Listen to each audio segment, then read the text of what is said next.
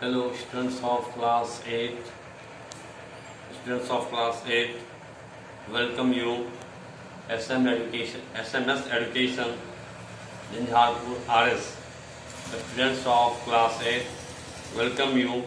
SMS Education, Jhanjharpur RS.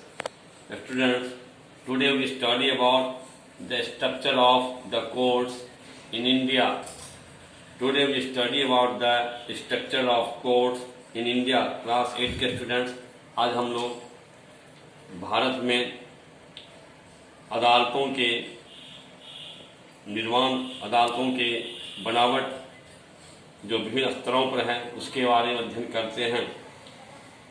In this chapter we study there are three different levels of courts in our country. There are several courts in India. There are several courts in India. There are several courts at the lower level, while there is only one at the apex level. Students, सामान्य स्तर पर, निम्न स्तर पर बहुत सारे अदालतें हैं हमारे देश में, लेकिन सर्वोच्च स्तर पर, शिखर स्तर पर एकमात्र अदालत है जिसे सुप्रीम कोर्ट ऑफ इंडिया कहते हैं. और this supreme court is situated in Delhi.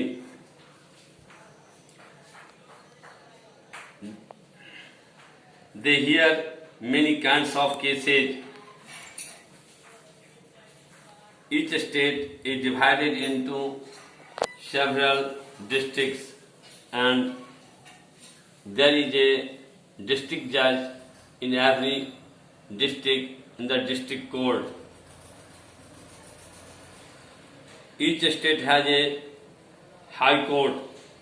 Each state has a high court, which is the highest court of the state. At the top, there is the Supreme Court of India that is located in New Delhi. The Supreme Court is presided over by the Chief Justice. Student, Bharat में supreme court जो नई दिल्ली में अवस्थित हैं, supreme court के chief justice का appointment the president of India के द्वारा किया जाता है.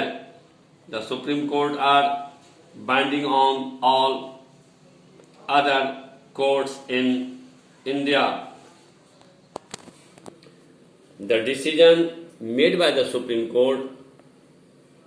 कोर्ट के द्वारा जो फैसला दे दिया जाता है वह अदर कोर्ट में हम उसे अपील नहीं कर सकते हैं. Therefore the decisions made by the supreme court are binding on all other courts in India. Supreme court is just like a guardian of the constitution. छात्रों, सुप्रीम कोर्ट हमारे संविधान के एक संरक्षक के रूप में है.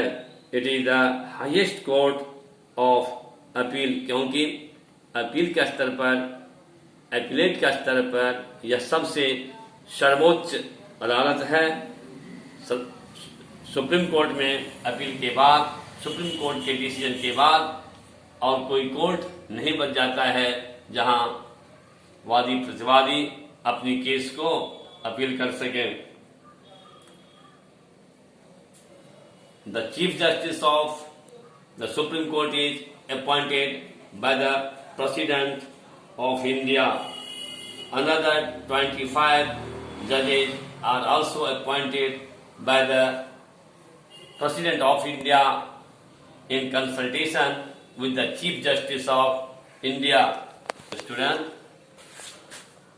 सुप्रीम कोर्ट के चीफ जस्टिस का नियुक्ति भारत की महामहिम राष्ट्रपति के द्वारा किया जाता है।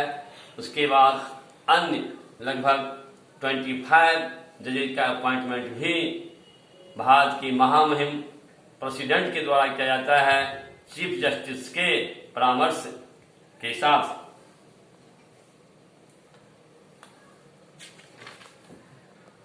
Now we study about the qualifications of the judges। Bharat के सर्वोच्च न्यायालय के जज कौन से व्यक्ति हो सकते हैं, इसके लिए क्या क्वालिफिकेशन है। Let us study about this. To become a जज of the supreme court, a person needs to have the following qualification.